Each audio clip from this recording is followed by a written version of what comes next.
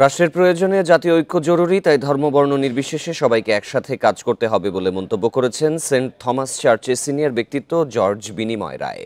সকালে রাজধানীর মগবাজারে ইকুমেনিক্যাল খ্রিস্টান ট্রাস্ট এবং সেন্ট থমাস চার্চের যৌথ উদ্যোগে নিরাপত্তা, ধর্মীয় সম্প্রীতি ও জাতীয় ঐক্যের গুরুত্ব তুলে ধরতে আয়োজিত এক সেমিনারে এই মন্তব্য করেন তিনি। বলেন, একটি ধর্ম আরেকটি ধর্মের ওপর হস্তক্ষেপ করলে সম্প্রীতি নষ্ট হয়, তাই কোনো ধর্মের ওপরই কারো হস্তক্ষেপ কাম্য নয়। এ সময় একটি সুষ্ঠু নির্বাচনের মধ্য দিয়ে সুন্দর দেশ গঠনে সবাইকে ভূমিকা রাখার আহ্বানও জানান জর্জ বিনিময় রায়।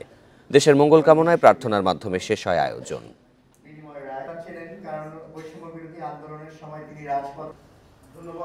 যিনি অন্য ধর্ম পালন করেন তাকে উৎসাহিত করতে হবে, সে যেন তার ধর্মটা স্বাধীনভাবে পালন করতে পারে।